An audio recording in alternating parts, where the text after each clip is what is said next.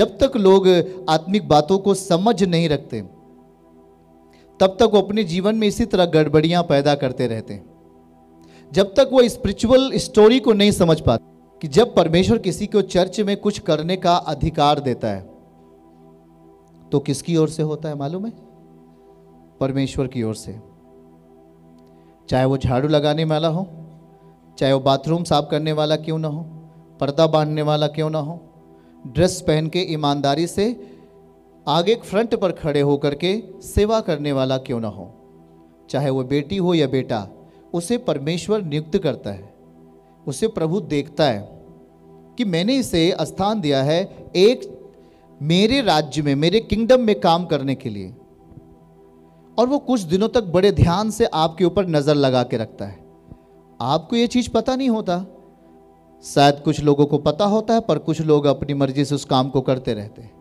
पर जब आपके पास वॉलंटियर्स का ड्रेस आ गया, जैसे हम अभी ड्रेस देख रहे थे फौजियों की, जब आपके पास ड्रेस आता है तो आप ड्रेस को पहन करके आप सामने खड़े होते हैं, हजारों लोग आपको देखते हैं और आप हजारों लोगों को आप देखते हो। बातें चलती रहती हैं।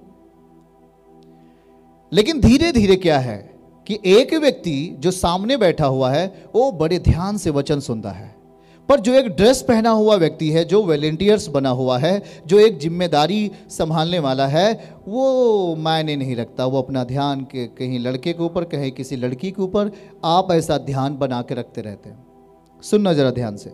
वो अपने आप को तीव्र नहीं बना पाते, वो अपने आप को एक्साइटमेंट नहीं कर पाते, वो अपने आप को ऊंचा नहीं उठा पाते, उनका स्पिरिचुअल लाइफ ऊंचा अक्सर नहीं उठ पाता और एक दिन वो गिर जाते हैं। और जब आप गिर गए तो सोच लेना, गिरने के बाद फिर परमेश्वर आपको वो जिम्मेदारी अभी नहीं देगा। उदाहरण के लिए, अगर एक छोटा बच्चा है, अगर उसे गाड़ी चलाना नहीं आता तो पिता से अगर जिद करके गाड़ी ले लेता है, पर वो जाकर के कहीं क्या करेगा, गाड़ी को कहीं लड़ा देगा, कहीं एक्सीडेंट करा देगा। अगर कुछ गाड़ी टूट गया या खुद ही टूट गया तो क्या पिता उससे दोबारा उस चीज को देगा? उसे तब तक नहीं देगा जब तक वो सही नहीं हो जाता। हेलो, ध्यान से सुन रहे क्या?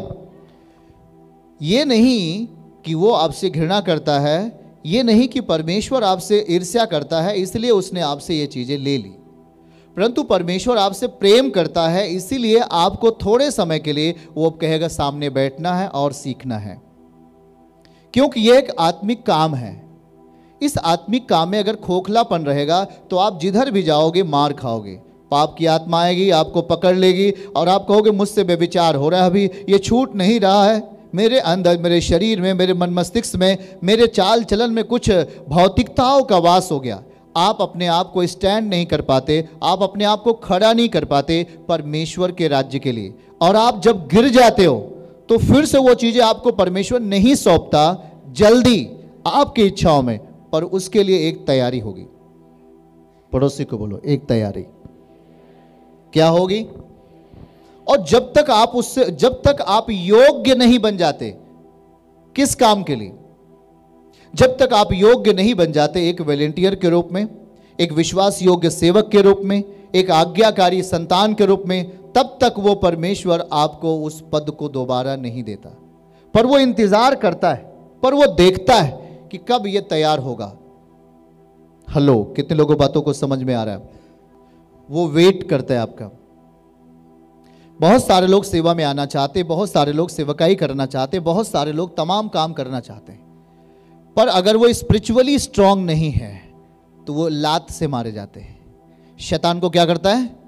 खोखलापन होने के कारण इधर मारा उधर गया, उधर मारा उधर गया, और वो ठोकरे खाते हैं इस विश्व की आत्मा के द्वारा। इसलिए हमें अपने आप को स्पिरिचुअली स्ट्रांग बनने के लिए सेक्रीफाइस की जरूरत है। बगैर बलिदान के कोई रिजल्ट नहीं, बगैर बलिदान के कोई प्रतिफल नहीं, बगैर बलिदान के हमारा सुंदर भविष्य भी नहीं।